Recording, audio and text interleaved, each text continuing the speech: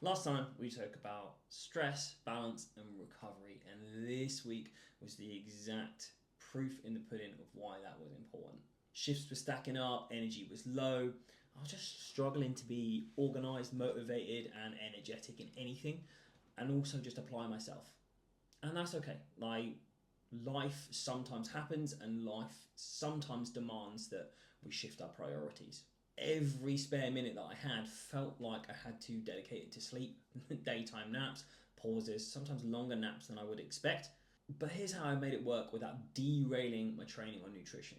Base training went in, I hit all my bare minimums. My minimum sessions came in, even if they were either lower volume or lower intensity.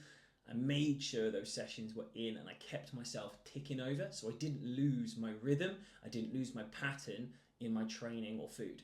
I kept these non-negotiable anchors in my life, continuing to make sure that these were key cornerstones of my rhythm, my pattern, and my day-to-day activities.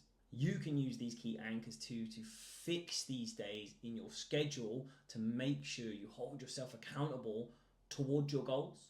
I didn't let the early mornings and late shifts disrupt that pattern. Super important for those of you guys who are working shift patterns, nights and mornings. Having some kind of system around these patterns is an absolute game changer. Light movement, stretching, movement kept these sessions productive rather than me going in and expecting more of my body. From a work perspective, creative work just had to take a backseat.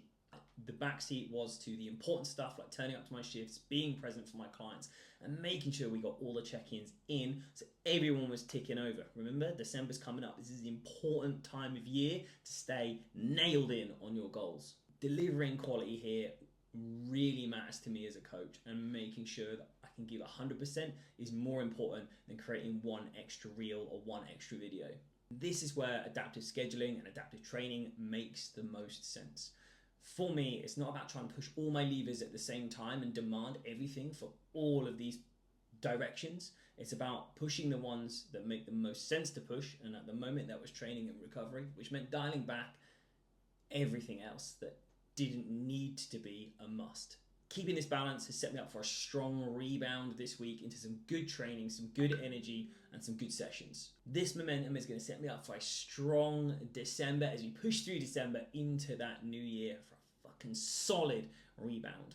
It's easy, so easy to fall off the bandwagon so much this time of year, but preparation and having a plan in mind makes it so much more manageable. Recovery, adapting your schedule and adapting your training are undeniably invaluable skills. Stick to your anchors, stick to your non-negotiables, and then give yourself the flexibility where you need it. It doesn't have to be perfect for it to work.